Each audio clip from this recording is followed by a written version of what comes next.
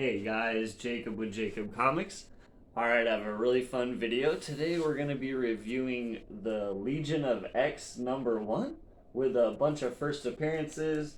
And we got Nightcrawler now is leading the team. And before we get dived right into that, I want to let you guys know real quick about my 200 subscriber giveaway.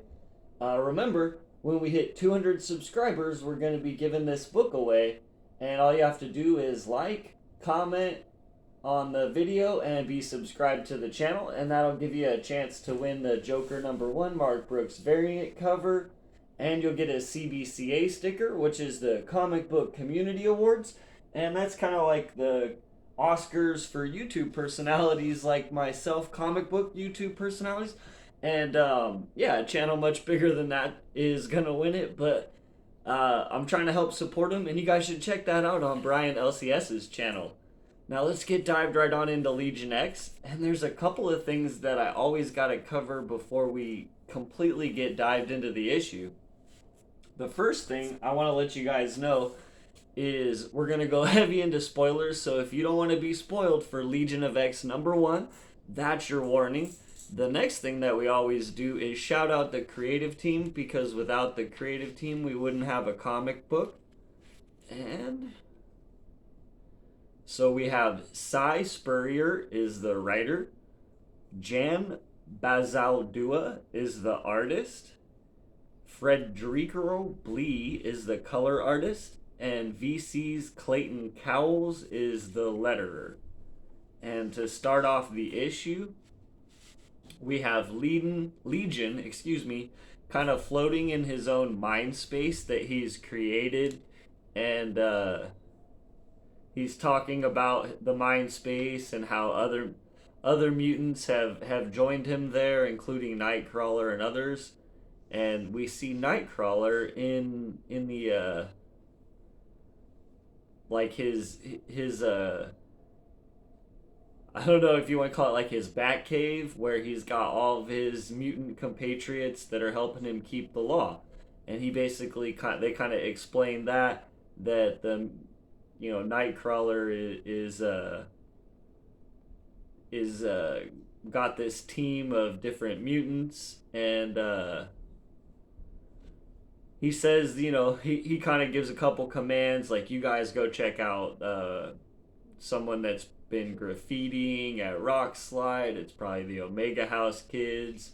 If anyone sees Gambit, remind them theft's not illegal here, and there are better ways to get attention. And so he tells them to, other than that, keep the peace, keep the law, keep the spark. And he takes off to go meet what's been dubbed by the Iraqi as the Queen of the Solar System. And then we see Legion again. He is kind of met someone in this realm, and he calls her Ruth. And I wanted to show off this as one of the panels for Bazaldua's art. That's awesome, right, guys? Look at that. I love that. And she tells, they kiss, and so that's his new girlfriend. And she kind of explains a little bit about her back history, saying that she's recently been resurrected. She's actually a precog, and because of Moira's rules against resurrecting precogs, she hadn't been resurrected until just recently. And she's left her corporeal form behind and come into this, Legion's mindscape because she's trying to hide, basically. And then there's a kind of as they always do in these X books, a little foreword to let you guys kind of bring you up to date as to what's going on. And that says, mutant kind has a new home where resurrection is routine and resources are plentiful. Krakoa is a mutant paradise, but its leaders are embroiled in the endless squabbles of petty politics, and its heroes are busy facing threats from beyond its shores. Who will save Krakoa from itself? How do you stop a population of superpowered individuals from self destructing?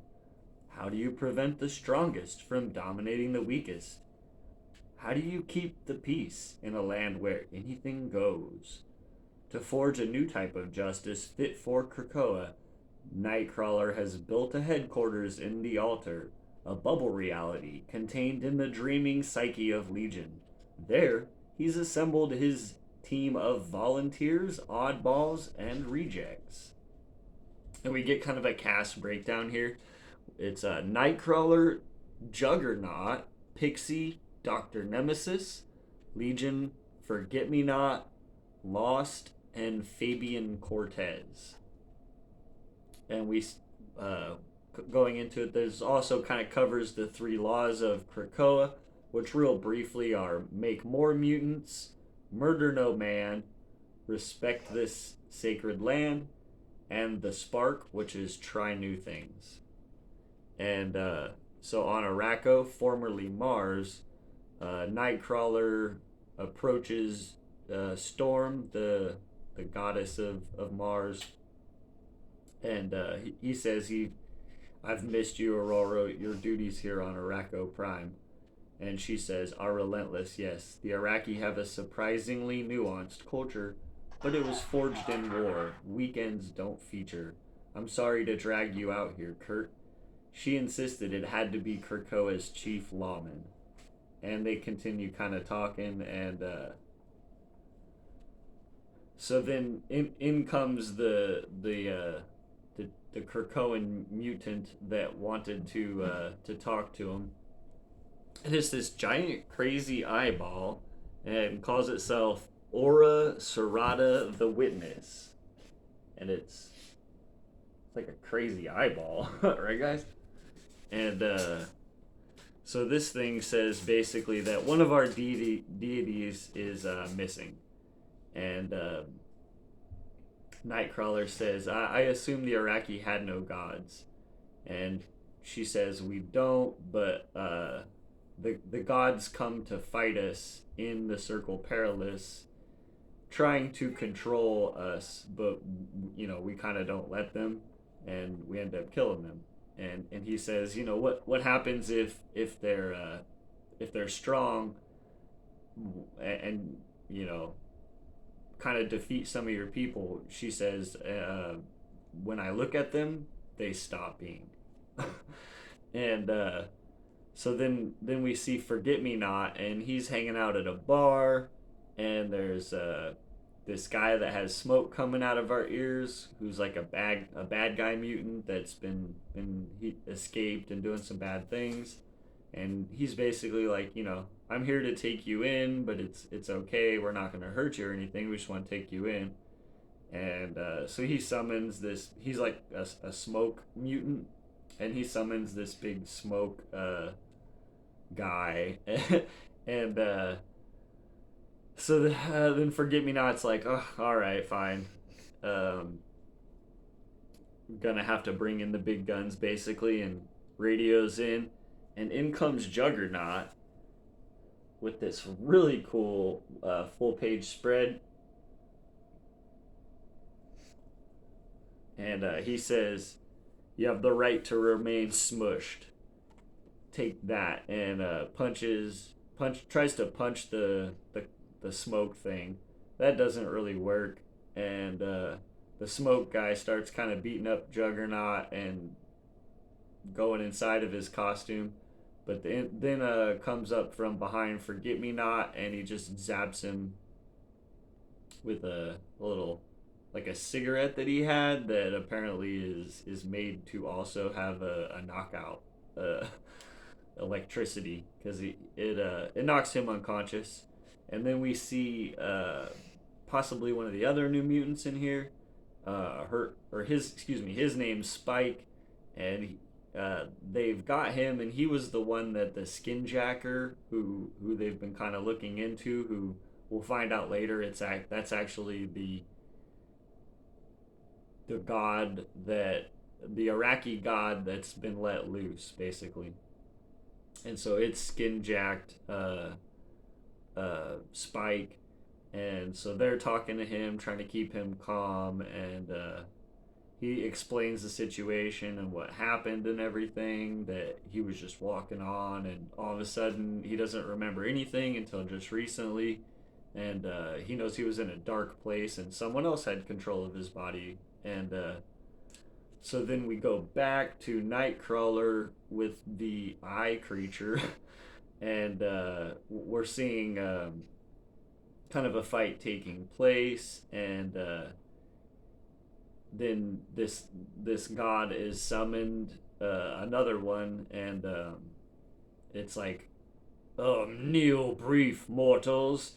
And the eye guy comes up and says, I rather think not. Expression of divinity is a challenge not to a person but to the people. They shall answer it as one. And all the people come, and all the Iraqi mutants come and start attacking this god, and they're fighting. They kind of have him down on his back, and the eyes like, you know, say that you're yield. Do you yield to us with honor?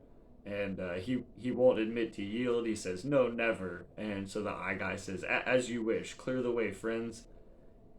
It is the least one can do at the moment of an enemy's demise to look him in the eye. And he looks the god in the eye, and poof, he just vanishes. And but he's like, okay, yeah, that guy's no more, and this eye guy is really powerful. And if you saw it down in the bottom of that panel too, like Nightcrawler is just shocked, like he does not know what to say, because the eye guy says, "You need to find this god, or I'll have to look into it." Which the big eyeball's gonna look into it, right? Eesh. And his stare is, he's like a Medusa eyeball. Okay. And then so we go back to Legion, and he's in his mind space, but he also has like a physical form, and his physical form all of a sudden is teleported, and he's been there for months and months. And so Abigail Brand has contacted Professor Xavier and says, we lost his location, we don't know where he is.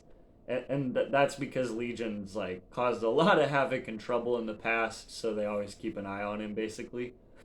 And poof, he actually shows up right there at the Krakoan Quiet Council, and walks over to the side where Warlock and is always sitting, and tells Warlock that I'm sorry, but your father, Magus, has been killed by Nimrod, and he uses his Legion powers and shows him the scene of what had happened, and so that makes Warlock cry. He's pretty sad about it, and so then Legion's like, okay, that's basically what I came here to say and do, and he takes back off, and then we see Nightcrawler hanging out with Zen, the unarmed, and the weaponless Zen, they call her, and so they kind of hang out, and there seems to be a little flirting. She likes him. She says like that he's cute with his blue skin, and it reminds her of flowers that used to grow on Araco in the fields, and they go along talking, and he asks, why are you called weaponless Zen when it's clear that you do have weapons? And she explains that as, I didn't get a clear explanation. She's just basically like, my mutant powers don't involve armed combat, and so I have mutant powers, but I use these blades as my weapons, right? And so they call me unarmed Zen because in this Iraqi culture, they call your mutant gift or power your weapon. And so she's unarmed because her mutant gift or power is not something you can use in combat. And she says that they don't, like I said, she said, I paint with truth. That's her reply basically. So I'm not really sure what that mutant power is, but maybe we'll get a more clear explanation one day, right, guys? Um, and then so Nightcrawler and her are walking down, and they walk into the room where all the other basically his Legion of X, his team, and they're they're sort of working on Spike, and said that he's been really brave, and they may have some information as to who the possessor is. They say it. They think it's a guy that used to run with the New Hellions, birth name of Devon Alamar, and goes by the name of Switch.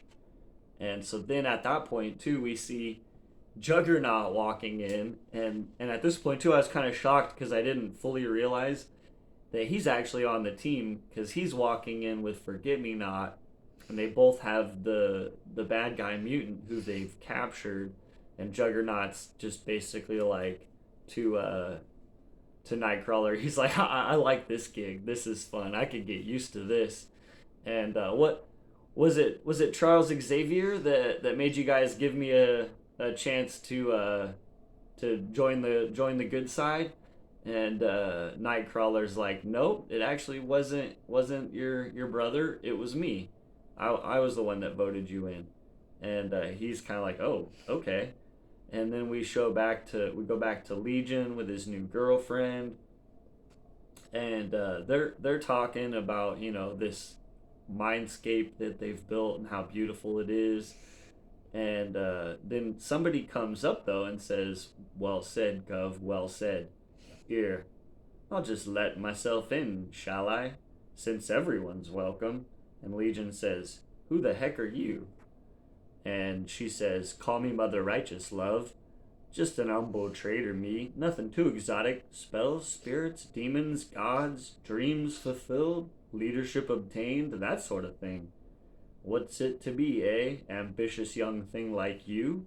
You want power or glory? And we get a final splash page of Mother Righteous showing up in Legion's mindscape and trying to tempt him possibly to the dark side, right? Yeah, no, I'm definitely enjoying it. I'd actually never been introduced to a bunch of these. Like, I've read some Spurrier before, but I've never seen this artist or done. I'm seeing, and I love it. The colorist too is a new colorist that I hadn't had the pleasure of seeing before, and I love their combination together. They really the pencils, colors, and the inking and everything in this book it's really on point for a bunch of people. A bunch of people I hadn't heard of before, but I'm definitely a fan now, and I'd like to see some more work. I really like their take on Juggernaut. He's got kind of a new outfit. Oh, he's really cool looking. And yeah, I mean, it looks like Spurrier's got some ideas about where he wants to go with this, and it seems to be a bit